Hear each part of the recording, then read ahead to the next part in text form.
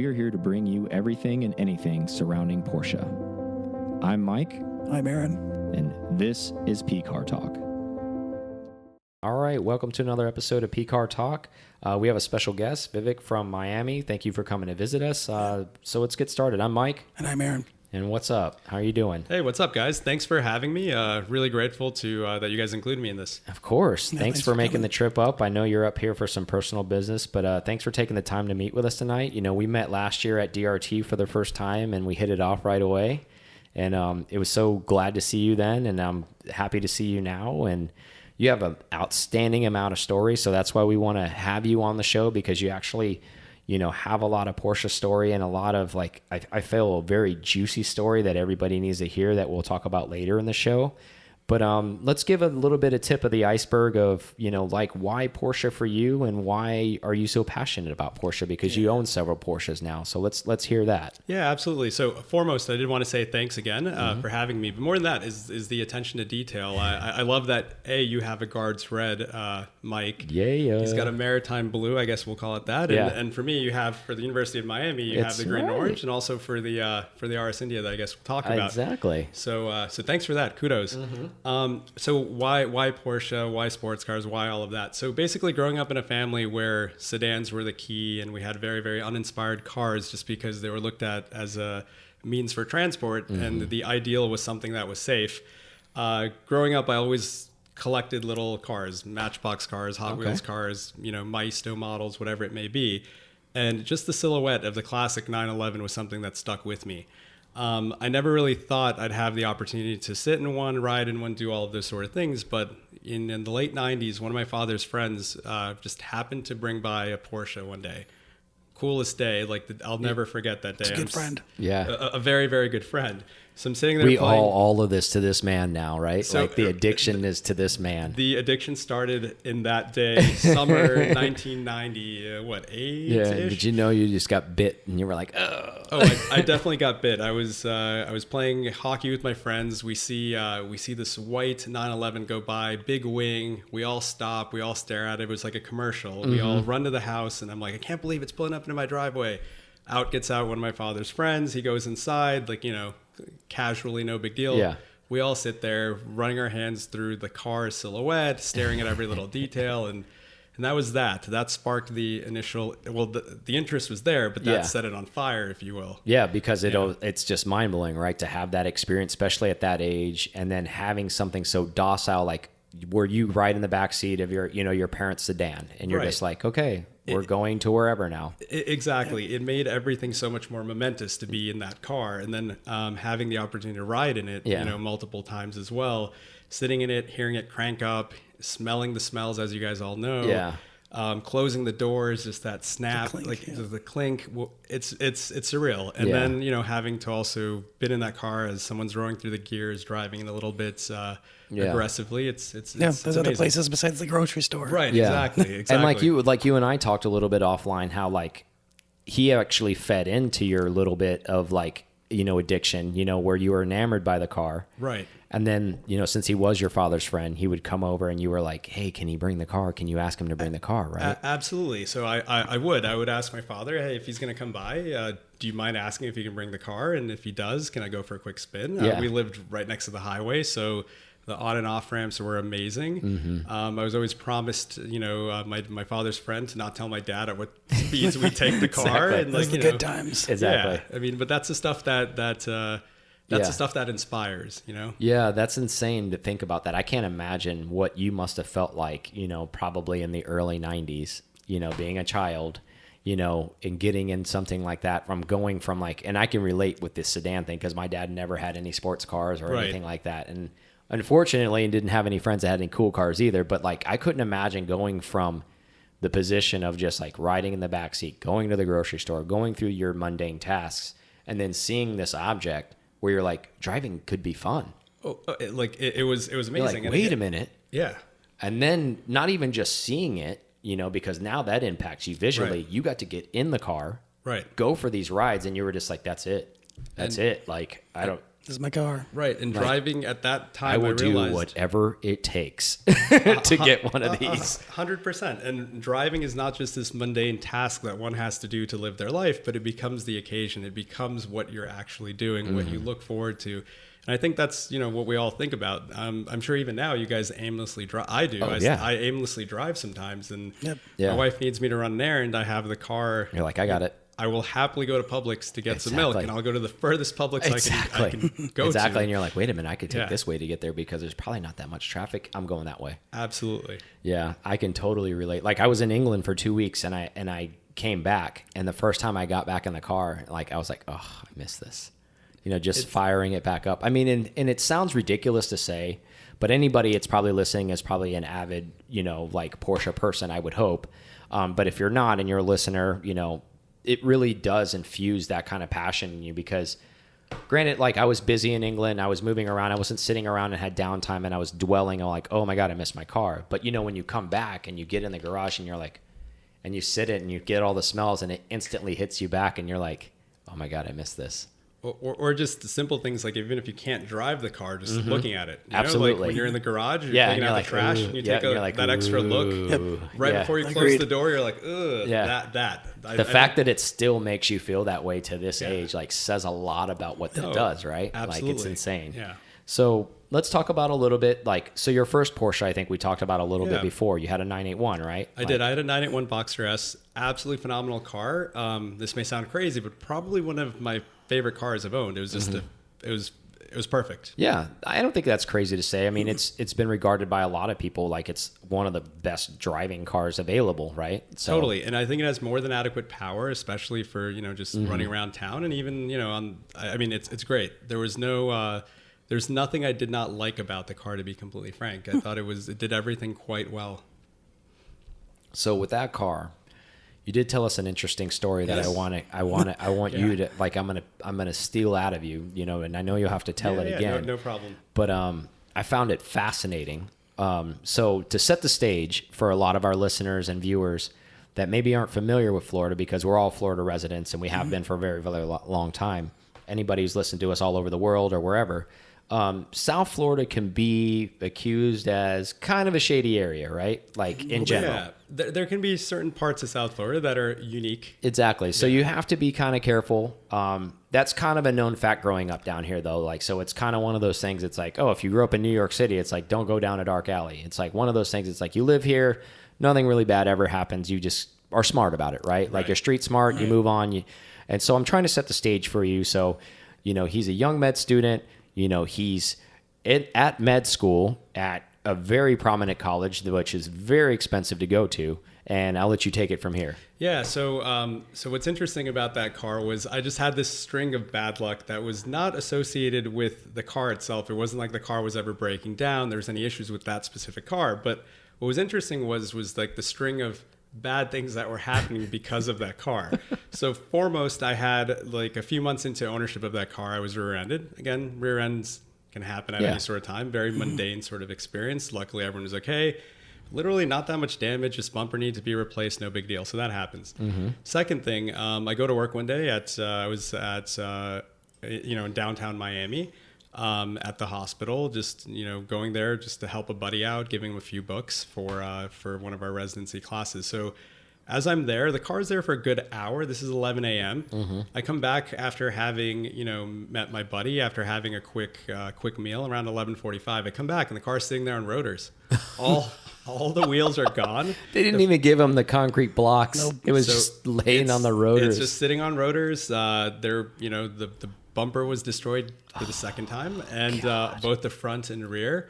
And it was a unique experience. So, I mean, again, a little bit unexpected. I didn't even know what to do. I kind of laughed about it. Because total shock, right? Like, is this a movie? Like, am I being punked? Like, what is this? And it was absolutely a fascinating experience, to say the least. It was weird because my wife even asked, she's like, I thought you'd be a lot more upset. I didn't even know how to react. It was so unique. Probably just confounded, like, how does this work? Because I was just thinking, how did they get their jack out of underneath the car? Well, that's probably like the next thing. You probably just like, because you're a problem solver, so you probably thought like, well, what do I do now? I just thought the whole situation was pretty incredible. And then one of the parts I didn't tell you about earlier, which I just remembered, which I thought was funny, was the security actually asked me to remove the car from the premises as soon as I could.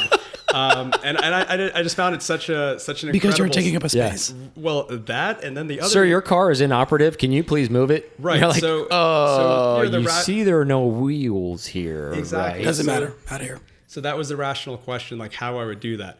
And then the local police department also said I should attempt in some sort of way to get loaner wheels to get the car out of there. Are you kidding? Yeah. The reason being is that if the car was left there overnight, there'll be other parts that may have been removed. So the story kept getting more and more interesting. But I can't guarantee that the car will actually be here tomorrow.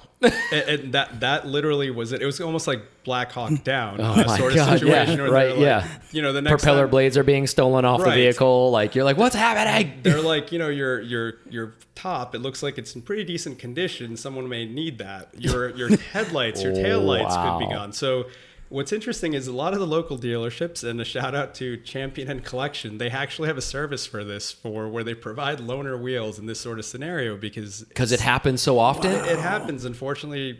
Don't move to South Florida, guys. We live here. Don't come here. Downtown, parts of Miami in specific, but. Interestingly enough, they retrieved the car, which was great, and they took care of it. But the whole situation was quite weird. Goodness. And then my father always says, and this is something we were speaking about earlier, things happen in threes, and this may not necessarily be a good thing. It could be a little bit ominous. So what happens is the car's bumper, everything gets fixed. I'm very happy. Luckily insurance takes care of it. I get the car back 3 months later.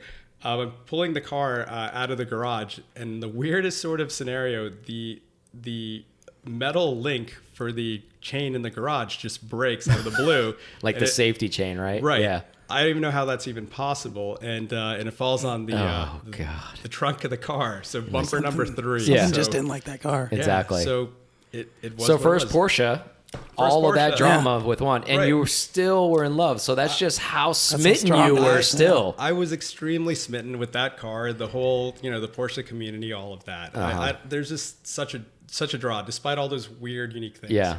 So it just added. It probably added. I like in my mind, it's like it added the war stories, right? Like we talked about earlier. It did, and in a weird way. Like I don't know if I liked the abuse or there was some more allure because More of that. mystique now. But there's a little bit of mystique with some of that stuff. It was it was interesting. Yeah. Nice. I just wanted you guys to hear that because we heard that earlier, and I was still, even the second time hearing that, I'm still kind of blown away with that whole story. Like, I literally would probably lose my mind. Like for you handling it as well as you did, like, I guess, but if you try to put yourself in that situation, like what you can't do anything. If you overreact, like what is that going to do, right? You literally can't do anything. Yeah. And it was funny because people would come by, take photos of the car, pose with it, and I'm sitting there, freaking out, talking to the insurance company, talking to the local. You're like, that's nice. Are you going to put that on Instagram? Like, that's cool. Yeah, I mean, I'm sure it was trending for the day. But, but unfortunately, it happened, before there, and it's happened to other people, unfortunately. But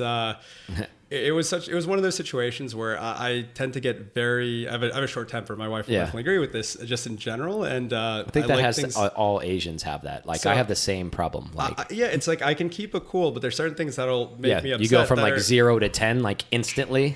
I can go 0 to 100 about like certain very, very inane things. Yeah. And then something like this happens, and I'm like, I told you whatever. I didn't want avocado on my toast. Right. Exactly. and then the next thing you know, But somebody will jack your wheels, and you're just like, right. My figures. My most beloved possession that I like spend so much time waxing and like watching every little detail, slammed on the floor, everything's gone. Yeah. Okay. You're like, no big FML. deal. This is what stuff happens. Nothing can be easy for me, right? Like that's you're like exactly. So it's weird. Even thinking about it now, I'm like, I don't even know how do you react. Yeah. It's such a ridiculous. Meanwhile, you can scenario. hear your father in the background. I told you should have never bought that car. Right. And that was the one thing my wife said. She's like, well, I mean, it's because you bought that car. Yeah. And I'm like, I understand that, but it can happen with any car. You're like, I deserve that. You would have said that if I had a 4-door Lexus.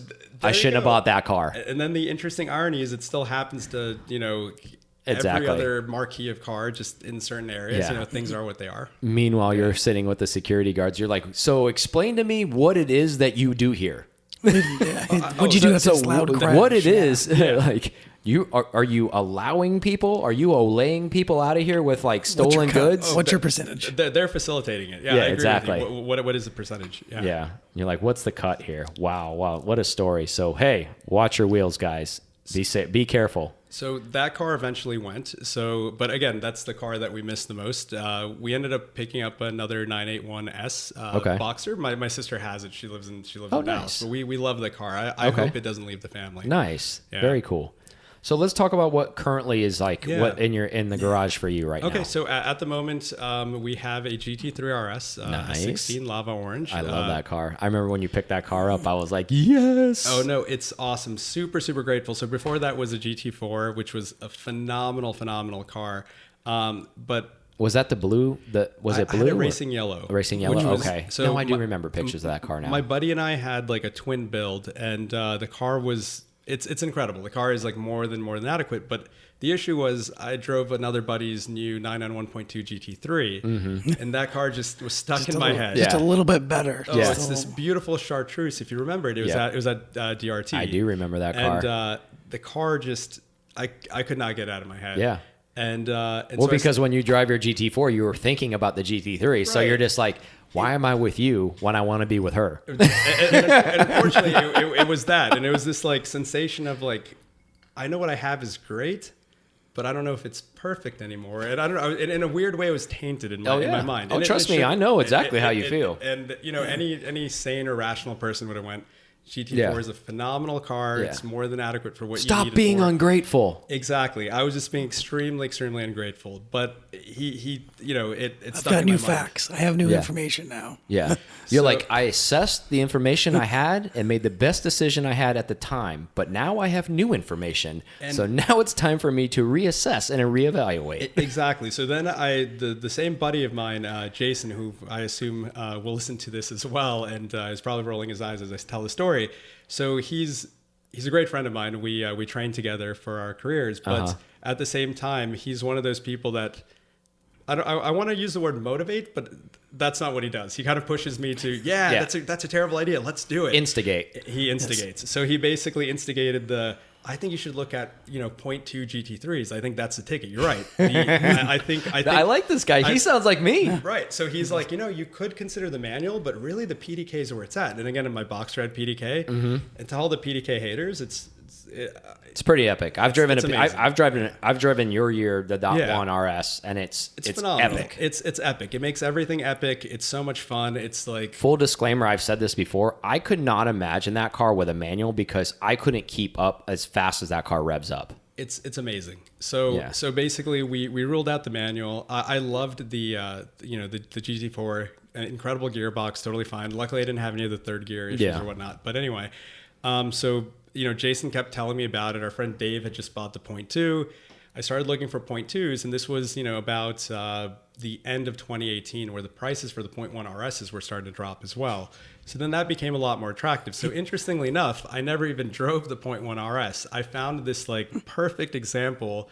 My sister actually did in Dallas, and she sent me a few photos, and then things just kind of worked themselves out. Nice. And the car was essentially untouched, which was awesome. Wow. So really? It's like a brand new car. That's really nice. Right. And a very, very unique, high spec build. So I was happy we worked something out, and that's perfect. I love the car. It's it's so sexy. It's so like, I try to like anybody who's never been in one or driven one or anything like that. Unfortunately, we've been able to ride and drive in them. And it's like, it's the closest, and I mean, and purposely so, it's the closest you can get to having like a full-on RSR like cup car, because you get all the sounds, like long as you do an exhaust or whatever, and it's just like, just that epic like, and then when it makes that intake noise when you shift, and it's like, and it's just like, wow, you almost have to pinch yourself when you're driving that car sometimes, and you're like, am I really driving this? Like, this is a weapon. It's an absolute weapon. And every now and then it reminds you, it steps out of line a little bit, and then it's so good at correcting itself. It's such a good car. It's like, I'm safe. You can keep pushing it. No, there's been almost a few code browns I've had with my father in the car where I try to like overstep, but luckily it likes to save itself. I'm going to knock on some sort of wood. Exactly. It's incredible. I'm really grateful. Yeah, amazing car. And then you have the RS India, right? Yes. So I have the RS India, which is a 964 RS America. Mm-hmm. Do you want me to jump into? No, we'll save the juicy part of Fair what enough. RS India really is afterwards, because it's such a good story. And like, not to leave you guys on a cliffhanger, I just wanted to like let you guys hear what else he has in his garage. So it's a super sexy RSA build, and we'll get to the details of that later. But like, pretty stout like Porsche setup though. Like, do you feel that's though between the two of those cars? Do you feel that's a perfect blend of like old and new for you? I do. I'm really grateful for having both, because I feel like they give the best of both worlds, if you will. So you know, one's air cooled, so you look at the air versus the water. One's extremely analog. The other one's has a lot of the newer tech and it's PDK. And I feel like they really complement each other, you know, really well. And they're both, you know, in a sense, RS cars. You know, it's not the 964 RS, but it's the RS America. So, very, very grateful for both of them. And I think they work. Yeah, I think if you had to pick two, I think you've done it right with those two, because I mean, honestly, like those two specs on those two cars are like home runs, you know, as far as like, okay, you know, I want my more modern car, but I want to go rip and I want to go kick some ass. And it's like, you know what? I want to go cruise. I want, like, you know, I got my RSA, like I'm feeling vintage today, you know, I'm going to go get my coffee. Let's go hang out. Weather's super nice. I'm not going to sweat my tail off. Exactly. And it's like, if you can only have two, I would say, man, those are two good ones to have. So thanks. So so that's that's what I want to hold on to for now. Yeah. Good for you. Good for you. So let's transition a little bit. We talked a little bit about South Florida in general. So, you know, everybody always gives a lot of hype to Southern California and California in general. We love California. Don't get me wrong. We have a lot of friends out there, but let's talk about Florida Porsche passion in general, right? Like, a lot of it. Believe it or not, there's a lot of Porsches in Florida, right? A ton. I think there's a lot of exotic cars or supercars in general in Florida, particularly, you know, in South Florida. We're not just all your cars will get stolen or your wheels will get stolen down exactly. there. But no, just secure your equipment. Right, exactly. Wheel locks, maybe. Yeah. But no, it's an incredible place. There's a lot of enthusiasts in the area, and we're very, very lucky. So not only do we have great events like, you know, DRT, we do have some PCA events, and more than that, I think there's a lot of people taking initiatives to set up cars and coffee. Like we have a few people that I'm going to give out a few shout outs. Of course, absolutely. In general, but there's this company called The Barn, which is a very nice curated automotive dealership. I've seen them. They look very cool. I want to check them out sometime. And so Gaston and his brother Renzo Rosato, they run that, but they do a good job of setting up the weekly cars and coffee. So that's a good event where a lot of people go to. He does car reviews too, doesn't he? He does. Yes. So he does a so I'm very familiar job. with him. Yeah, we follow each other on Instagram. He seems like a really good guy. He's a really, really great guy, and you know, very, very approachable, extremely knowledgeable. So he sets up a lot of different events, not only the cars and coffee, but other things as well. Obviously, you guys know Alvaro. Yep. Alvaro sets up absolutely a DRT. And you know, what an amazing job he does with that, right? That's its own thing, and I know you guys have covered it. Yeah, and it's we could talk about it for. I mean, it's epic, isn't it? It's like, absolutely epic to the point. I mean, he literally shuts down the city like that weekend. It's Miami turns into Porsche Central that weekend. It's incredible, and all the 3 days, it's like a 3-day camp, if you will. Like it's like the thing I look forward to, you know, in regards to hanging out with all of our Porsche buddies. The track day is nice. The social event is fantastic, and then again, the actual event is, you know, epic. Every year it gets better and better. You know, it's amazing. I mean, that's just like I've talked to Al too offline, which is so funny. Even him living down there all his life, and I'm sure you can attest to this too. Like when you go to that event, or not even that event, like you still see another car or a group of cars that you never seen before. Exactly. And then you're like, if you have an opportunity to speak to that person, you're like, hey, you know, like that 993 is really nice. When did you have it? He's like, oh, I've had it for 15 years. Right. And you're like, well, where do you live? He's like, I live on South Beach. And you're like, I've never seen this car before. And he's like, yeah, I really don't drive it that much. And you're like, you live 3 miles from me and I've never seen the car. No, and I totally agree with you. And it's funny because I've been in cars my whole life, and like, you know, me and my buddy Jason, a few other of our buddies, we, you know, do car things together. We'll go to some of the bigger events, but DRT was actually the first event, at least in 2016. Yeah, 2016 that we submitted the car to. And we actually met a lot of our air-cooled friends who are like really, really good friends of ours now at that specific event because, like you said, you meet people, it's their first time, or maybe they're, you know, we met each other there. That was great. Like Right. we were literally parked like a couple spots away from each other, and I was just like, "This is an awesome build," and you're like, "Your car's an awesome build," and it's I'm just like, so awesome and so organic how everything just, you know, goes from there. And I think these events, like obviously the amount of work and effort that goes into it behind the scenes, like, you know, I can only imagine. And but it's amazing. Like we're really, really grateful for people like that. And then, you know, we have other people setting up smaller events. Like we have one of my buddies, Andres, he sets up something called Vintage Vices, which is for air-cooled cars. So, nice. You know, a few times a month we'll meet up, have coffee, or meet up in the evenings at a bar, whatever it may be. And it's amazing because I feel like a lot of these events, we all first go for the cars, right? Yep. You end up staying for the people. Absolutely. It's all about the people. And I think we have a lot of amazing enthusiasts in South Florida that really care not only about the car culture, but also making sure that we're all, you know, working cohesively together to help each other with recommendations on, I know, something as like, oh, you're getting a new car. I think you should look at XYZ. Or, oh, you need your car serviced. I've got a guy. Exactly. Yeah. There's always a guy. There's always a guy. Exactly. Or, you know, the other thing we're talking about, which is let's set up a meet where we're going to go down to the Keys or Key Largo. Exactly. Or let's drive to XYZ or, you know, do whatever. I think it's incredible. Yeah. And I think it's hard for like and you know, it's kind of a loaded question I'm about to ask you, but like, and I know we haven't been in it, you know, all of us that long, but I feel like us growing up in Florida, and maybe because we haven't, but like maybe, you know, we can't really speak to it, but I feel like there's been a lot of growth probably over the last 5 or 6 years and stuff like that, right? Absolutely, without a doubt, because I think especially what's interesting, maybe I have a little bit biased perspective, but getting into Porsche culture, my first Porsche was in about 5 years ago, so that kind of, you know, set the trend for me. But even seeing how things go, everything was oriented towards bigger events, but now we're meeting, you know, more frequently, like, all the time. Like, hey, it's Thursday night. Let's hang out. Like, let's get together. Like literally, we just had a unique event on this past Thursday. You know, in this sort of representation of what we were talking about. It's incredible. Yeah, and it's growing. And I think it's pretty good because like that used to, for like circling back to what we were saying earlier, is it seemed like that used to be reserved for California only, right?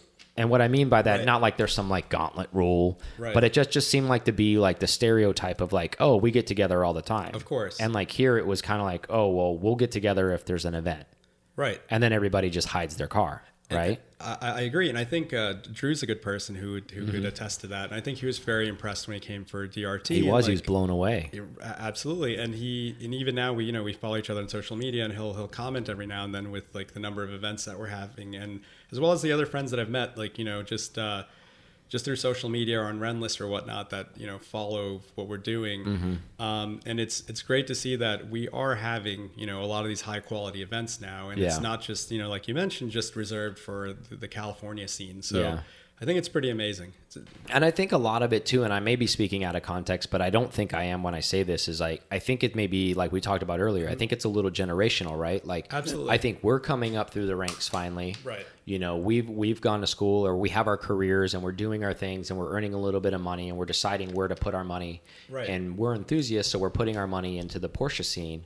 So now we're obviously very enthusiastic about that, and we want to get together with other people that are enthusiastic. And I think maybe that's why we're seeing this trend, right? Like I absolutely agree. And I feel like a lot of the younger generation as well, we tend to be a lot more accepting, which I think is good. We're a lot more open, and particularly because you're similar to me, and we were talking about this earlier, where you have a car, you love it, it's your car. Yep. You don't really particularly do anything to impress others. It's just for you. It's a representation of who you are, who you want to be, and like how it makes you feel. So you make changes to it and modify it.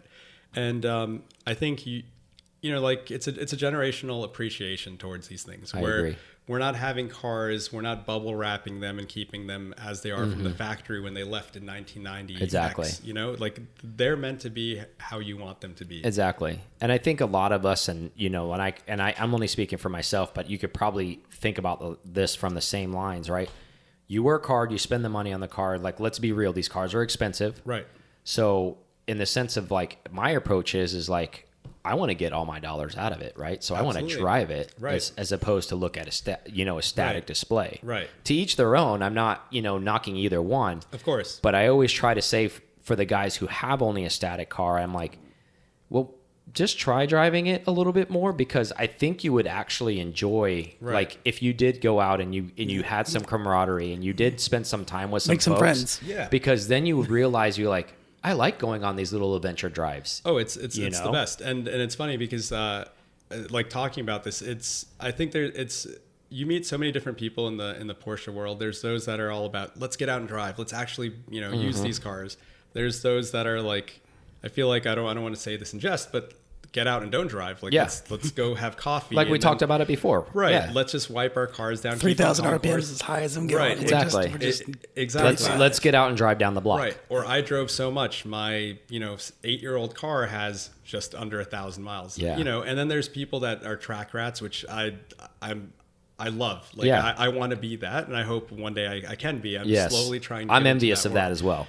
Exactly. Just for I'm worried about my car ending up, exactly. I wish I had a little bit more stones, right, to be able to do that. Exactly. So I think I'm in that where I don't want my my your dream car that you work so hard to obtain. Right. It's totally understandable though, right? But we'll just man up, put it in the wall, whatever. It's like concrete and Porsches don't now. Right, exactly. So for now, I don't have the gusto to do that. But that being said, hopefully soon. But I do agree with you. I think our generation tends to be more, we have it, we work hard for it, let's use it. Yeah. And I think it's I respect that. Yeah. Me personally, but again, to each their own. And I think also our generation does a good job of not particularly judging. If people want to bubble wrap them and put them in exactly. concourse events, good for you. Good for you. I think that's awesome. I think you would enjoy it more if you drove it, but that's just me. Right. I don't have the self-restraint to do that. Yeah. So kudos if you can. And I'm always, I don't know if I'm the same way. It's like, Yeah. like essentially like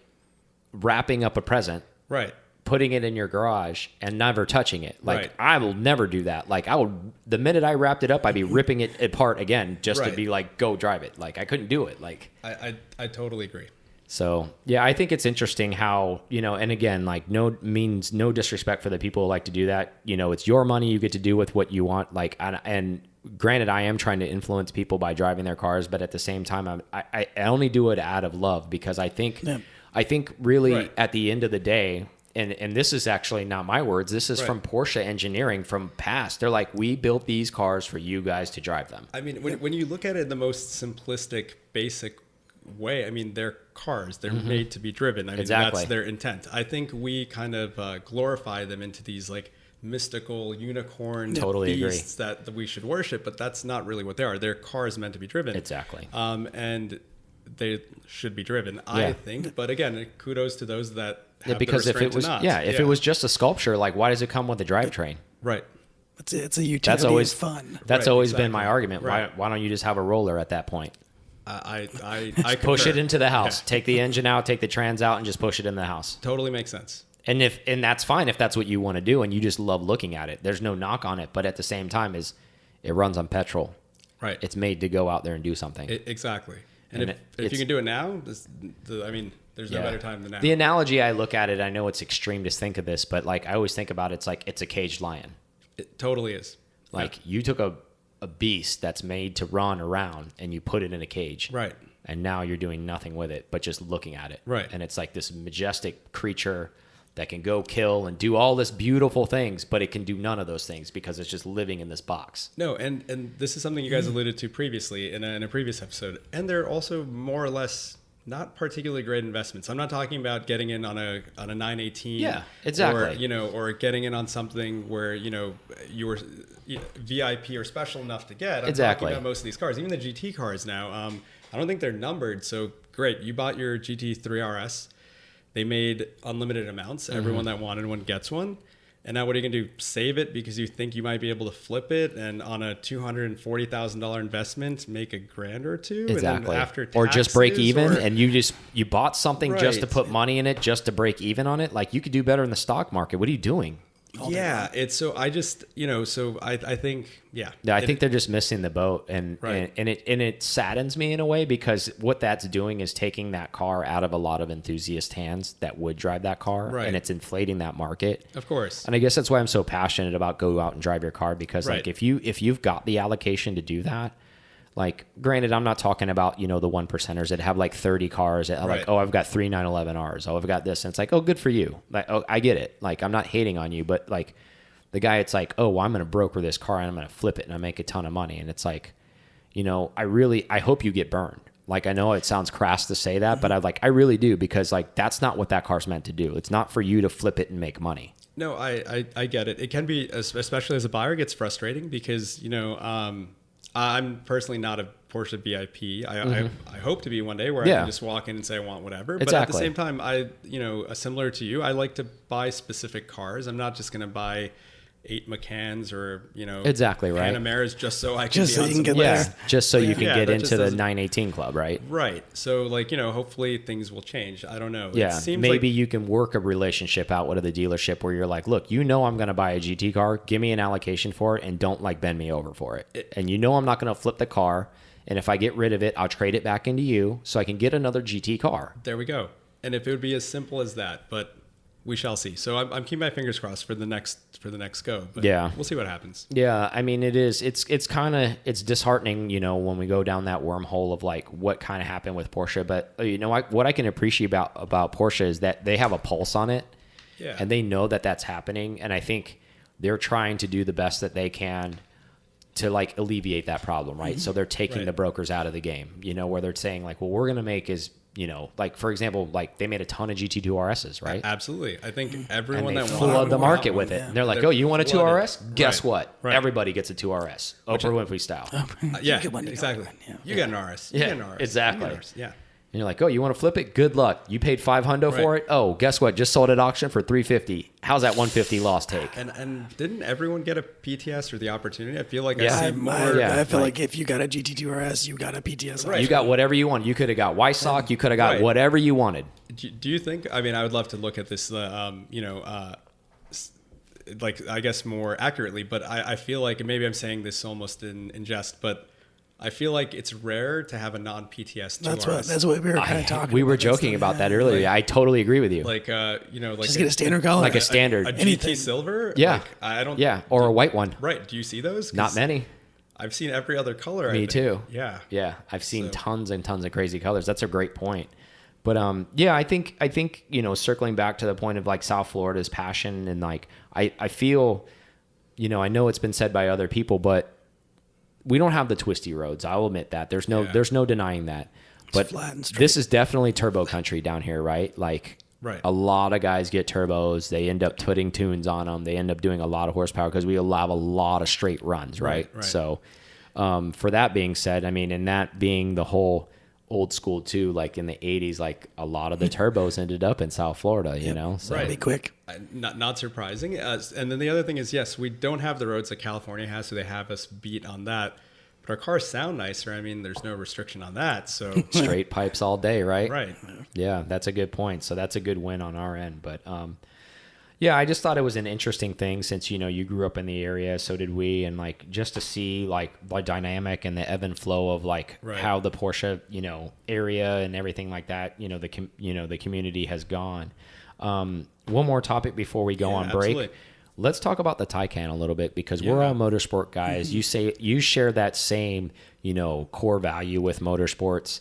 How do you feel about that car? It's coming out. Do you feel good about it? Do you feel that's going to revolutionize what Porsche is trying to do into the next, you know, couple decades? What's your feelings on that? I mean, as someone, we also have a Model X in our family. We absolutely love that car. I'm sure people will be pissed with me saying this, but it's literally probably our favorite car to drive as a family. I mean, it's a fantastic car. You're fine. It's got torque for days. It does everything, you know, relatively well. Is it the most inspired looking car?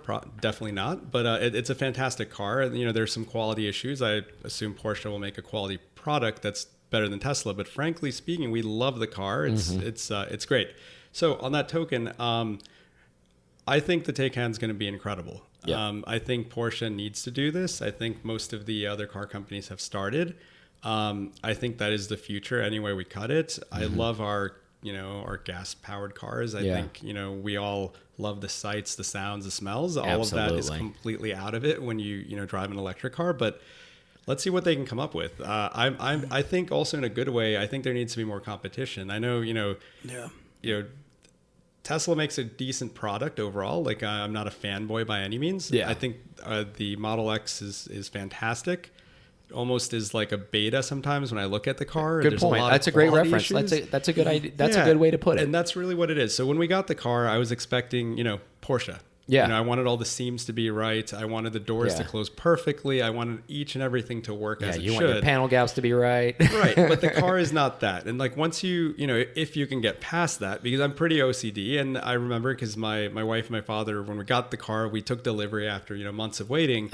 They were like, you're gonna have a stroke over this. And it doesn't matter. The car drives fine. For those that don't look at every little detail intimately and you just want to drive the car. Like, how can I not look at everything? Right, exactly. It's perfect. The car is totally fine. It does everything it needs to do, but it just doesn't do it to the Porsche level. It's not a Lexus. It's not a Mercedes. It's not a BMW. It just doesn't have the R&D and QC involved where it's just kind of like one of those things where you're like, right, this really left this way? And you really think it would from the person that runs it and how meticulous he is. You really want more, but at the same time, they keep, and I mean, this is well publicized. This isn't just our experience. Like there's so many, forums talking about this, the Tesla forum. There's so many articles written about it. But the thing is, at the end of the day, people still buy them like hotcakes because there's nothing else like it on the road. That's true. And I even talked to my father about it, and he's like, it's the most incredible car. I never thought in my life I'd have a car that drives itself. And the way the doors open is like, it's phenomenal. Like every time we see that happen, and we've had the car now over a year,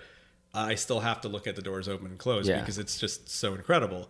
But again, I think we need more competition just in general. And I think Porsche will make an incredible product. It'll hopefully make Tesla step up their game more. And like, there'll be, better and better cars in this sort of way. But also at the same time, I really would love something to be a lot more performance oriented. Yeah. Obviously, we're looking forward to Tesla doing the same with the Roadster. I mean, that's well, we'll see what happens. I feel like, but the figures seem insane. So I think this is the future. I mean, we have Formula E now as well. I mean, so we know it's we're in here. Right. We're going to be part of that generation where we're going to see some crazy stuff. I don't know, we're a Porsche podcast, but I don't know if you've seen it, but like the new Lotus electric, it looks insane. My God. Oh, it looks gorgeous. It's absolutely phenomenal. It looks like a jet fighter. And it's like, this is the kind of car that's going to be coming out in the next 5 to 10 years. Like this is going to be that halo car. Absolutely. And because it can do so many more different things because of the lack of motor, no exhaust, they can place batteries differently. The car design changes so much. And just the inherent center of gravity being low. I mean, I mean, literally, like that movie is a joke, like iRobot, but it's gonna be iRobot out here. We're gonna be like, in our late 40s, and we're gonna be looking like, I remember when iRobot came out, and that car looks like it was an iRobot, and now it's driving around on the road. 100% agree, and I think it's amazing to see stuff around the corner. So I for one am really looking forward to it. Yeah, and I mean, let's see. And, and it's nice to see that it can be done. I think. Kudos to Tesla if they deserve any kudos, I guess, because it's a controversial company just in general. And they're a catalyst, right? They're the ones who sparked the change. So, like if they didn't step up and do it, and like nobody else would have cared. Exactly. We would still probably be doing the same thing we're doing, right? They were the change. They were the catalyst that said we can do it better and we can do it without fuel. And the infrastructure is pretty solid. We don't love the range that we had. I would love to have a lot more and make it easier to fill it up at a gas station, if you will. But really, I mean, the superchargers are fantastic, and like they're all over, especially South Florida, and I'm sure California. There's even more. But we're going to get to that point, right? Course, because we're like you said, it's beta right now, exactly. So the infrastructure's not there. But Electrify America is coming. Exactly. So eventually, someday, obviously they talked about it way beforehand, and shot it out you're going to be able to drive from here to there, all the way on, just charging as you go. Well, that didn't kind of happen. Obviously, they kind of misspoke.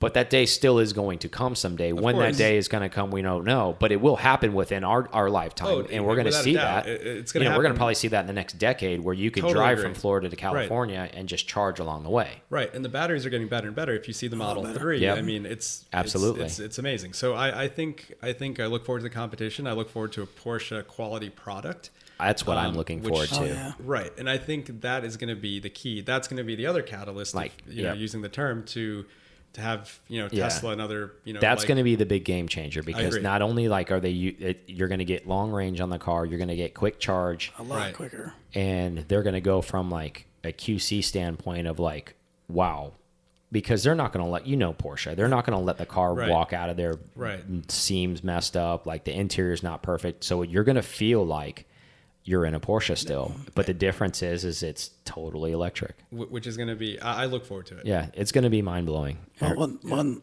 with the e-hybrid stuff being a performance car, that's what they label it. I haven't really looked at the literature for the Taycan. Are they calling it a performance electric car? I don't think they're labeling it that way. Yeah, I don't think at least from what I've looked at, I don't think they're labeling it as that, but it's an interesting, it'll be here before we know it. But one can assume though, right? Everything Porsche is, absolutely, heritage wise, at least, everything's motorsport. Yeah, it's not going to be slow. Right. That's for sure. Not at all. So. All right. So we're going to go on a quick break, but before we go on break, always remember, go on to pcartalk.com to become a PCAR Talk member, and be part of the club. PCAR Club. Yeah. So you can get your virtual membership on there. So we're having giveaways with all of our live streams. So our first giveaway is going to be the 917 shirt, right? That's what we're going to be giving away, which no one can buy. Doesn't even exist. It'll be the only one that has the PCAR Club logo on the chest of it. Yeah. So like that shirt doesn't even exist. So one lucky member is going to be part of, you don't even have to be on live stream to get it, but you do have to be a PCAR Club member to be eligible for that. We had a conference call today with Kevin Lynch. We're going to have some giveaways from his 901 Wolfpack. We're going to work with Nicholas Hunsinger to have some good giveaways from him as well. So you guys are going to get some race shoes, hopefully, and some other stuff, and lots of cool stuff once you become an RS member. So definitely check that out. Don't forget, to do that and get all that knocked out. And another secret thing, I guess we can release it. We shouldn't, but we should. You guys are all going to get metal membership cards when you become an RS member. So it's stamped and it says RS member on it, and it's a stainless steel card. So think of a business card, but that's your membership card. Yep. So game has stepped There's up. some cool things with that to go along. No more laminated cards like you're going like a bowling alley or any of that kind of crap. You're getting like the big dog stuff. So when you throw that card down, and you're getting additional access with that too. If you become an RS member, anytime Aaron and I have an Airbnb somewhere and we're doing some guest stuff like this, we're going to have cocktails and people over. And with that RS membership, you're going to get invited to all that behind the scenes stuff and be able to hang out. So some awesome stuff there. But let's go ahead and take a quick break, and we'll be right back. Thank you guys listening to PCAR Talk so much. We appreciate you guys so much. I can't say that enough. Please go to pcartalk.com and check that out. We have a virtual membership on there. We are on there on Tuesdays meeting with you guys. Become a virtual member. We would solely appreciate that so much. Also check us out on YouTube. We release videos on Mondays, Thursdays, and Fridays. Help support the channel. Everything we're doing is trying to bring the community closer together. We definitely appreciate that. Also, when you go onto YouTube, if you could subscribe, maybe pass it along, make a comment, we really appreciate that. Again, circling back to pcartalk.com, there is a newsletter created on there. Please put your information in there. That way we can keep you up to date on anything that's coming forward and anything that we're going to be doing moving forward, and all the exciting things that are coming out. And again, the virtual membership is on pcartalk.com. Now back to the show. All right, we're back from break. And now you guys are going to get to the juicy part of this story that you all have been waiting for. So let's hear about this RSA. Let's take us from the beginning. Let's talk about the saga. I know you'll rewind a little bit about, so the car that he spoke about earlier, the RSA that his dad's friend used to bring over that he sat in. So he has an opportunity at this car. So I'll let you take it from there. All right. So the first Porsche that I ever sat in was the 964 RS America in 1993. That was the first sports car I'd ever sat in. That was the first exotic car I'd sat in, the first supercar, whatever label you want to put on it. That car was the one. It belonged to one of my father's really, really close friends. It was the car that inspired, all this interest, all this motivation, the whole Porsche / exotic car flame or explosion or whatever you want to call it. So long story short, unfortunately, he passes away. The car kind of disappears. So it's been about 10, 12 years since I've even, heard about the car, saw the car, knew anything about the car. We find out, my father finds out that, all of his friends' possessions, cars, property, whatever, are going to the estate. The estate is going through an auction. So in a very roundabout way, my father just casually, tells me one day when we're just walking after a meal, hey, by the way, this car, all the possessions of his friend, I'll leave the name out of his friend's name, are all going to be going up for sale. So I was like, okay, very cool. Don't think too much about it. The next day, I'm sitting there and I kind of put 2 and 2 together, and I'm like, wait a minute. Everything? There's everything? So I call my dad back, and he's like, ironically, my dad's calling me now. It's so funny. Weird. But basically, he says yes. The white car. He knew why you called back the next day, right? Is going for because sale. I was waiting to hear how long you would wait to call me back. Right, exactly. He's like, you're a little slow to the take. But anyway, so he was like, yes, that car is going for sale. And I was like, oh, can we find out more about it? My dad's like, look, I'm going to stay out of it. I don't want any conflict of interest. I'm out. If you want more information, you can contact, the remaining family or here's the lawyer and get the info. So basically I go down that channel, get the information, find out that yes, the car is going to be for sale along with everything else. If I was interested, I'm not. I'm just interested in this specific car because this is the car.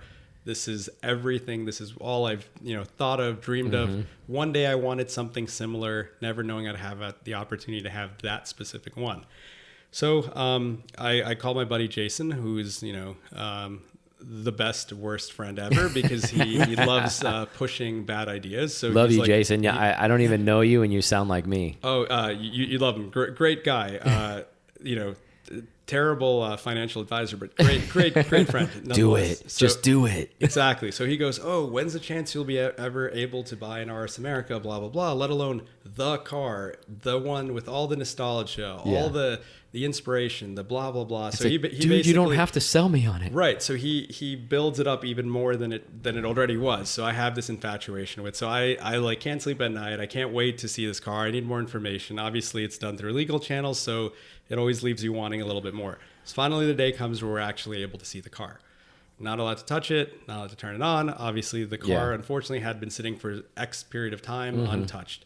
The car was left in an industrial warehouse. The paint looked like it was totally shot. Oh. So we were under the impression, just because it was really dirty, but it just looked like it had completely oxidized. It looked very rusty. It just looked kind of beaten up. So my buddy Jason's there. He's like, actually it was me alone. I was taking tons of photos and FaceTiming, and he's like, the paint's not so much. He's like, what about the motor? Is it numbers matching? Not allowed to touch anything. I don't know. Can I sit in it? No. Can I see the miles? Sure. That's what the miles say. Are those accurate? I don't know. Are there records? There's a few papers here. Can we see them? No. So basically, a lot of good things coming out of there. All the thing. It's basically seeing it, but not touching. Exactly. It was so frustrating. Here, but eat the mystery meat. Right. And so I see this car, and I'm like, do you have the original wheels? Because I wanted the Cup 1 wheels. It had a set of like Speedline looking wheels. So they're like, well, those seem to have been lost in transit. So I was like, interesting.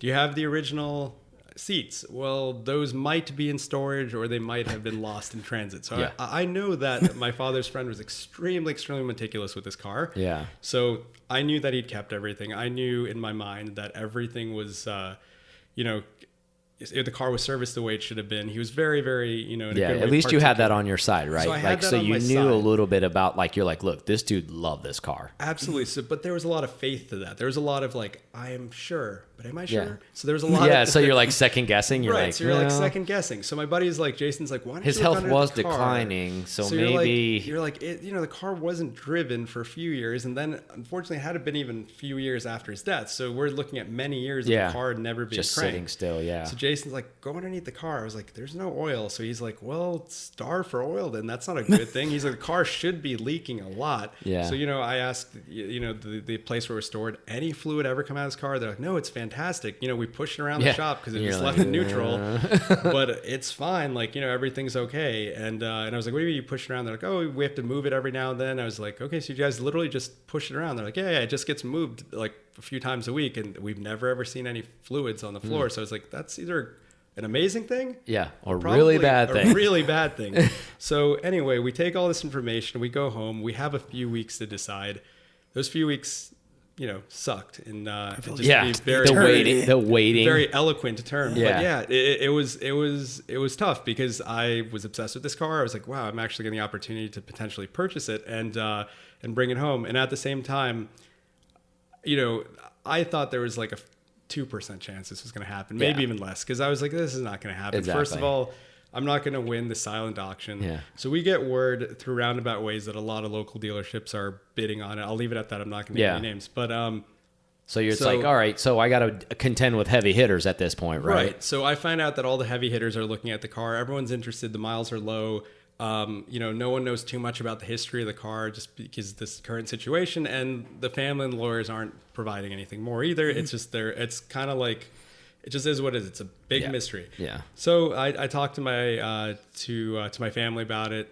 They think I'm an absolute imbecile for even considering it because it just doesn't make any sort of sense. You want to buy facts. You want to buy a paperweight? Right. A very, very expensive paperweight that's going to take up a spot in the garage and then you got to put more money into it after you get it? Right. Possibly. We don't know. Exactly. So they were basically like, yeah, absolutely not. I think it's a terrible idea. You've had many poor ideas in the past, and this might be the absolute worst. So not really supportive. I talked to Jason. He's wavering a little because he's like, I don't really know. But at the same time, he's like, but it's so cool. Yeah, you should do it. Great story. I'm like, Jason, would you do it? No, but you should do it. Like that whole thing. Damn He's you, like, Jason. He's like, you should Not do enough. it. I wouldn't do it, but you would do this. You need to do this. And then we're doing, our own basic research. We're looking at Bring a Trailer. We're looking at, cars.com, Rentlist, anything to know, RSA.net, like any information we can get about pricing or whatnot, because you're just kind of throwing a dart in the dark. Exactly. If you will, you're like, am I going to get taken on this, or like, Right. is this going to actually work out for me? Exactly. Coming. And at the same time, you're like, you're wondering what is the price, because this is when the air-cooled cars, this is 2015, 2016. So this is like when prime things time. prime time. So Peak. things are Yeah. starting to go up. And at the same time, the 964, which was the ugly duckling, whatever you want to call it, whatever metaphorically speaking, best one. the best one, of course. Yeah. But at the time, Consolation prize. it was kind of at like, it was affordable, but it was starting to change. Like, Yes. these were cars that people started to take note of. So we're at this turning point too. So I'm like, it's an RS, it's an RS America. There's limited quantities. So you're feeling that pressure too. Right. So I'm kind of like, ooh, I can't bid too little, but I can't bid too much. And at the same time, I don't know what everyone else is bidding because it's a closed auction. So like when it's closed, it is what it is. You're silent. You're bid, either in or you're not. Right. Yeah. And whatever you bid, it is That's what it is. And yep. if it happens to be even $1 short, You'll get a phone call if you win, and if you don't get a phone call, you didn't win. So what happens is, I forget the day of the week. Let's just say it's Monday. On Monday, they're like, by Monday, you have until 9 a.m. to bid on this car. So I put in my bid at like 8:44. I specifically remember because I was in a meeting at work. So I have my laptop there. I gave my portion of what I needed to present. So that's done. I'm texting Jason like frantically, like, Jason, what should I do? What should I do? Like, again, I have Bring a Trailer, rsamerica.net, all the websites up. I don't know what was going to happen last minute. And he goes, what about an extra $2,000? I was like, you know what? I can't afford that. And they want, they made it very clear. If you win this, it needs to be cash payment immediately, same day. Otherwise, it goes to the next person. Yeah. So I was like, Jason, that's a terrible idea. He's like, I'm already overspending money that I'm already stretched. I don't have liquid at this time anyway. And he's like, I think you should, because I think, for whatever his BS research, because we're all just guessing. We're I mean, that's everybody's hypothesizing exactly what it's going to be. He's like, I think that'll be the ticket. So I was like, you know what? I'm going to make an extra $2,800 because I think I like the number 8.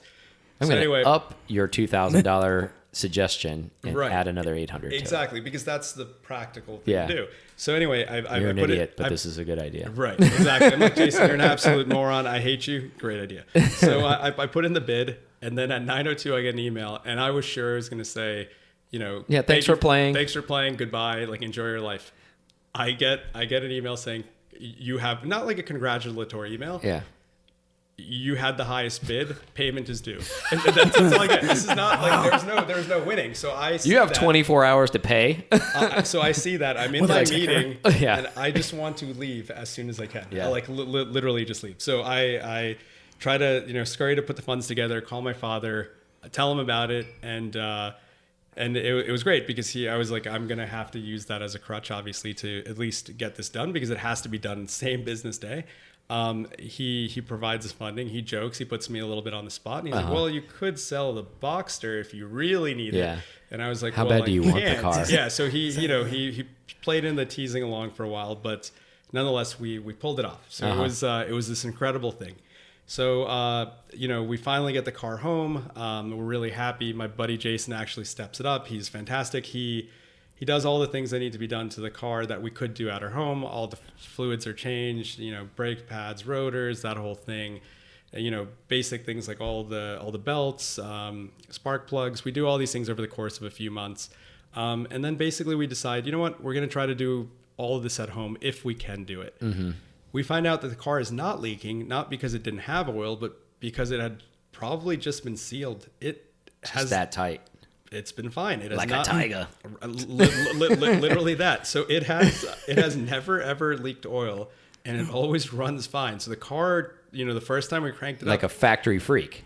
It was a gem. It's a gem. Like it's a true gem. The car is completely Before we get fine. too far along that, like not to cut you off, Yeah. I like the part that you told me earlier, like when we were offline. So let's rewind back to your dad, how you kind of bamboozled him with the car that was a paperweight, and then when the car showed up, like please tell us his reaction. I just love that. No, it's amazing, and I think there's a photo actually on Renlist because he's sitting in the house with.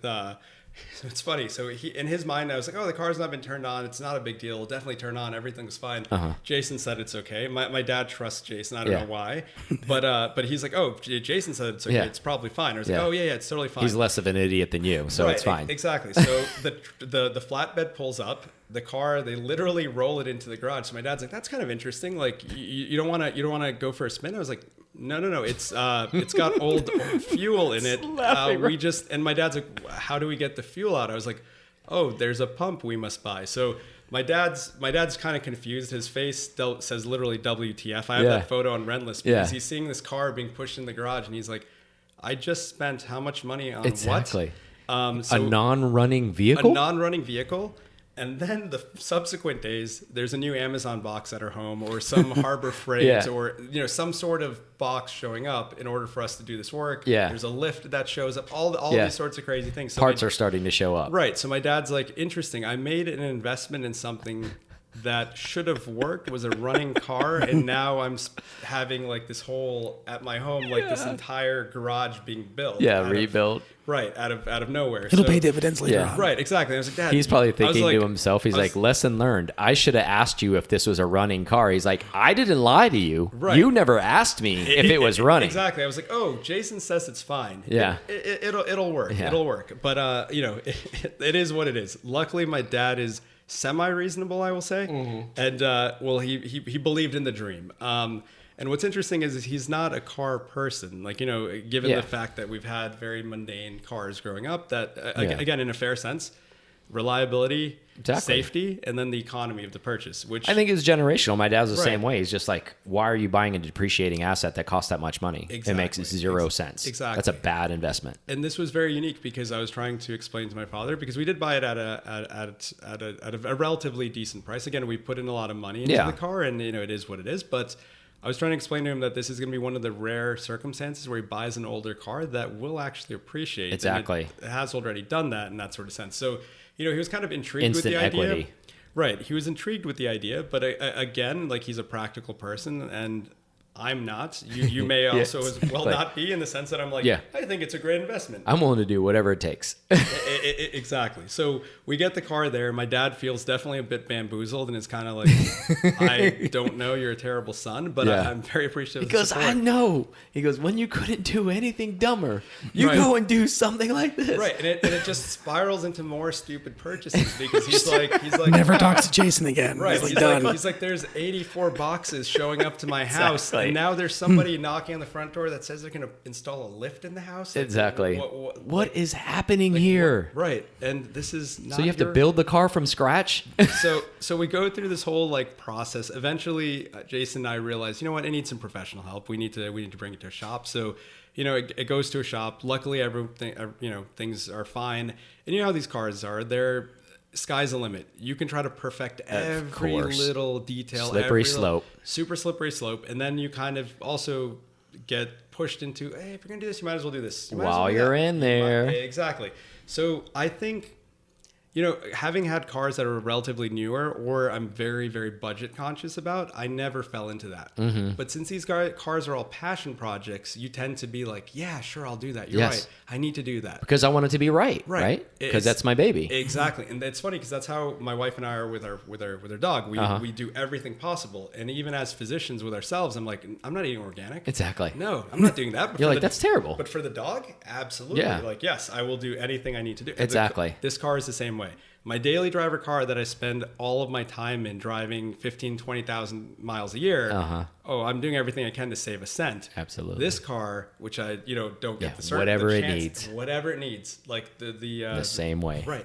And it's just funny how we tend to do that. I'll eat ramen noodles to give that car what it needs. Right. And I think I saw a meme the other day. It said, I work hard so my car can have a better life. And I don't think there's not been one meme that resonates more with me than that specific That's thing. so true. So we get this car back to how it needs to be. So those mysterious seats and the Cup 1 wheels, I'm sure they were sold or whatever. Yeah. They get lost. So I never received They those. disappeared. And through the magic of Renlist, I'm able to source those parts. So now the car is like complete. Luckily, everything else in the car, it's pretty stock. He did have it set where he would go to autocross and enjoy it. But again, he maintained it very, very well. And the other original parts are still with the car. So luckily I had that. I did find some literature in the car too I was grateful for. That was just kind of like stuffed behind the little shelves behind the seats. Yeah, bonus stuff. Right. So it's kind of nice to have a little bit of that. Now, that being said, so I spent a lot of time and effort into getting the car more original to make it the RS America that it was back in 1993. Yeah. Then I get this crazy idea. You know what? I want to do something a little bit different. I'm Indian. Yeah.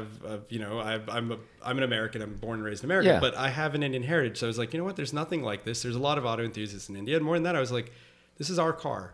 I want to make it into something that speaks more to me and is more personalized to me. And at the same time, I went to University of Miami, so things just kind of work, just like this mic. Yeah. but which is incredible, by the way. Yeah. But It's just meant to be. So what we decided was we're going to make this into the RS India. So Love it. So I'm not a huge fan of the whale tail. I think it's interesting. It looks nice, but I like the classic silhouette. Yes. I love the way that the 964, the C2 is just the way they come. So I figured I'll get another deck lid. So I get the deck lid. We write RS India on there. I got a Carbone. They can print it out. So cool. So it looks like very simple. Then I was like, you know what? Apart from that, let's go the extra steps. So what we do is we get the wheels painted green on one side, orange on the other. Yep. The car has straps on the inside, so we get green door pulls, and the other side has orange door pulls. Cool.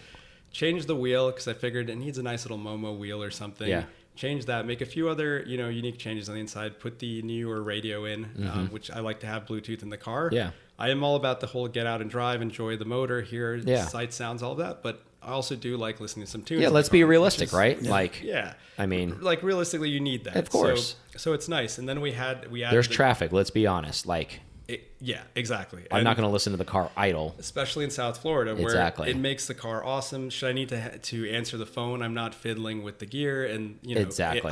It's just practical. It's practical, so it's fantastic. So then we add the stripes to the car, and now it's the RS India. Yeah. And what was really cool was I wanted the car ready for DRT. I thought So those stripes that he has on there are the University of Miami stripes too, as well. So Correct. it's like everything is in sequence. So the details are there. Exactly. So what worked out really well is my wife and I went to University of Miami for undergrad, med school, residency training, the whole thing. So we're big, UM people, if you will. So what's funny is half the time in Miami we get a lot of the U, which is great to see. And it's funny because my wife, who's You're like, amazing. It's India too, right? Right. So my wife is so incredible. She's such a sweetheart. But I think her first thing was, UM.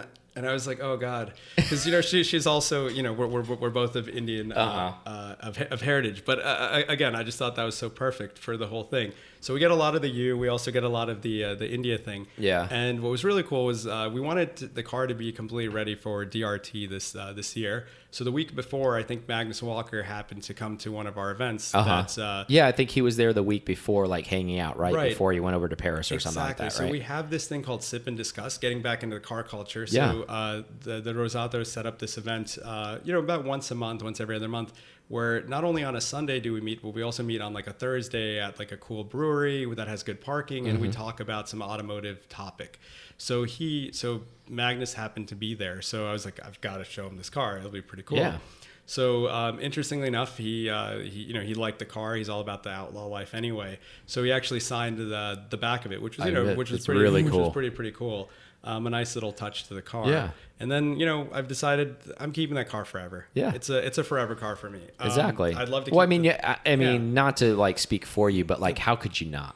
It's gone so far and like so much. I mean, you got in that car when you were young. Right. You went through the great story that you just told us, the struggle to get the car. Right. And it's just like, it's like cutting off your left hand if it left now, because it was the original, it inspired everything through some, unfortunate and also fortunate circumstances. It was the Taproot car. It really was. So yeah, I agree with you. I don't want that car to go, and it's not going to go. I hope to give it to my daughter or my next child, whoever. That would be outstanding. Yeah, of course, it's got to stay in the family. It's got to stay in the family. Well, I mean, you guys have the Indian heritage, which is great too. You have both you and your wife, the connection to University of Miami. Like, it's just the synergy of that car, and then your history with that car. Course. It's just like right. The lineage for you be able to pass that down to some, like, in your family is just like so much. That story they can tell, be like, well, my dad got in this car when he was young. Right. And it's just amazing. It's such a great story. Thank you. I really think so. And more than that, it's just, we're so connected to it. It just, that car's got to stay. And then who knows, it might go through another, change aesthetically, but it's still, but it's all you. Yeah. And the car is, we love it. I'm really grateful for anytime I think of you, I think of that car. It's awesome. Like, I know you got a beautiful 3RS, and I love that lava orange, but like, I guess maybe because when I first met you, like, I saw you with that car, and then I did such a like long, like, detailed study walking around the car and looking at all the touches that you did to the car. It's like, in 30 years when I still know you, I'm still going to think of you with that car. So that's like, I won't let you. I'll be like, Jason, I'll be like, you can't sell that car. What are you doing? Right, exactly. I'll be like, are you stupid? You'll be the next Jason. Yeah. I was like, you need to borrow money? I'll let you borrow money. You're not going to sell the car. Like, you don't need the money. Like, what are you doing? Like, that car can't leave. No, I fully agree. I'm super, super grateful for it. Yeah. It's amazing. Just what it stands for, the amount of time, the nostalgia, that just everything. And every time we drive it. And that's the other thing which we made like peace with. I'm keeping that car forever. The family's like in full support. We're really grateful for that. Is also now the ability to enjoy driving it, because I'm not thinking of resell. I'm not thinking of all the things. Exactly, right? Because now I can enjoy it. It is a very low mile car, but you don't treat it as an investment. You're like, this is my car. Exactly. I want to go drive this. I'm feeling this today. Right. So I want to go drive this today. Exactly. And that's what also makes it so great, is like, I can literally just get in and, as Magnus puts it, get oot and drive as you run in the car. But, exactly. But like, we can do that. And that's what makes it, I think, even more, more special. Yeah. Such a great story. Thank you for sharing that, because I think it was such a, it resonated a lot with me, even though like I don't have anything like to relate to that story, but it's so powerful in the sense of like, it has all the like dynamics, right? And it's like, you can't make a story up like that. Like, really, you can't, because like there's this, you fell in love with the car when you were young, and then it disappears out of your life, and then it re-enters your life, and then you go through the struggle of trying to obtain the car, and then you finally obtain the car after all the legalities and the struggles to try to get the car, and then you turn it into what it is now for you, with your culture and your education heritage and all that kind of stuff. And it's just like, it literally is. I know this sounds really cheesy to say, but such a perfect story. It really is. Like, you just cannot have... like, I'm jelly of that story. Like, thanks, you guys are really kind. No, it was just, it worked out. Yeah, it just gets me fired up. Like, it really does. Like, I mean, not like to sound like overly emotional and like a douche or anything, but like that's such a, like, an inspiring story. Like not. There should be a short film on this. I think so. Like, honestly, somebody so like nice. pick that up there. Like, seriously, like, somebody ought to do like a 20-minute film on like this whole like deal. Like, because that is such a like powerful story with indirect intent, right? Like you said, when you were young, you're like, never thought like, I'm going to own this car someday. Never. And it just kind of turned into that, which I think is even a better aspect of that story, because it just kind of like, as life kind of went on, and it was like, holy crap, that's the car I rode in when I was a kid. Exactly. And like, I have a real opportunity at this point. You know, I busted my butt. I've scrounged all the money together. You know, I've worked hard in my life. Like, I'm in an opportunity where I'm on the cusp. Like, I could maybe get the car, and it maybe could be the best thing in my life, or this could be the worst thing in my life because I lost the car, and I will tell the story about how it got away. And that's the thing that Jason kept telling me. I feel like Jason's been pervasive throughout this whole thing, but really, and that's the guilt that he gave me the entire time was, imagine not having it. But he's right, though. Yeah, and I remember because that would always resonate. And like literally for the few weeks that we were working this out, and even after, there's a lot of legalities. We'll leave that out of it. But it ended up being dragged for many months. And even after we obtained the car, there's weeks of stress because we didn't know how it'd end up. But that being said, every time Jason would always remind me, he's like, imagine not having it, because you'll always look back and you'll always want. And I'm like, could you ever forgive yourself? Like at that point, and we would never know for just like a relatively menial, difference. And then you would be on this eternal hunt to hunt that car down, of course, right? And I'm sure you'd probably be able to hunt it down at some price, of course. But like, what price at that point, right? Exactly. And and being like very particular, I think I would try to hunt it down. Yeah, for sure. Yeah. You know, such a great story, but thank you so much for sharing that. Thank you so much for having me. You guys are awesome, and we love listening. And, I appreciate that, man.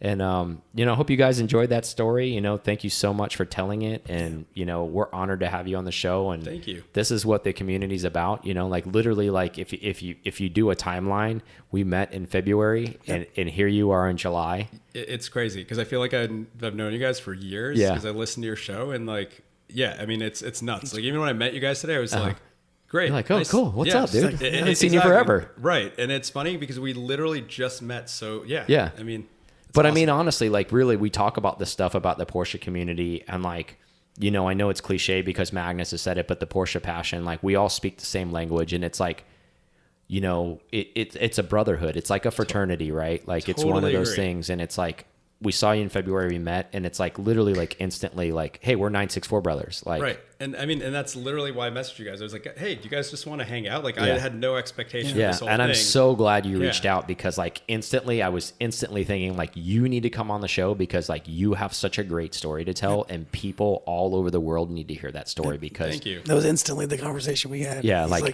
after you messaged me, I was like, okay, so he's coming up here and he's coming on the show because people need to hear this story. You guys are awesome. Thank you for that. I was literally like, we'll go grab some food or a drink or No, and I mean, I think that the goal of this show is to like, it doesn't matter. Like you don't have to be some like, and this is a perfect example, right? Like you don't have to be some like famous race car driver. Or you don't have to be some famous builder to be on this show to have an important story. Like I would say that story you just told, and like, I'm not trying to speak for like future tense, but like that will rival some of the best stories, hopefully that we'll tell someday, because really that like is decades of like, investment into that car from a young age to where you are now in your life as a man and obtaining that car and building that car and getting the car. And like, that's a rare story, man. Like there's not that many people that can say that other than like, oh, my dad had this car. Then he gave me this car and then now it's my car. Like we've all heard that story. Of course. And not that that's not important, but if you break down the layers of like, how difficult and how many opportunities, all the challenges and things that this could have not been your car and you still had the car. Right.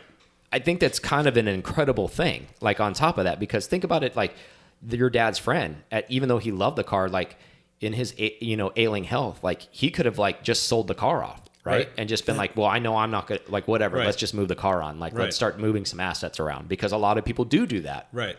Exactly. And that was the assumption for many years. I was like, it's gone. It's gone. Yeah. Yeah. So, again, I thank you so much for sharing that with us. Problem. And I hope you guys really enjoyed that out there.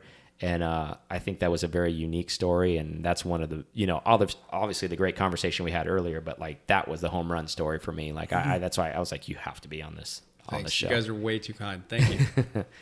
But once again, thanks for making the trip. As a reminder, guys, on our YouTube channel, if you're not watching, make sure that you subscribe because every 1,000 subscribers, we're giving a giveaway, right? Free stuff. Yeah. You're already watching the show because we get the data. Like we're having 1,000 views and like people aren't subscribing. So we're going to give you incentive to subscribe. So all you have to do to win is subscribe.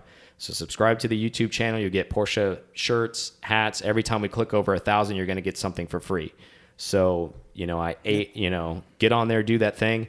And other than that, I don't have anything else. Do you have anything else, Aaron? I'm still buzzing off the story. I'm good. I know, right? Yeah. I'm jazzed up, man. I'm amped up on that. A good drive. So hopefully you guys are listening to this, and you guys are in a Porsche right now listening to this. Pedal to the metal and kick some butt, right? Yep. See ya. Thank you so much for listening to this episode of P-Car Talk. Connect with us on Instagram at P-Car Talk or online at pcartalk.com.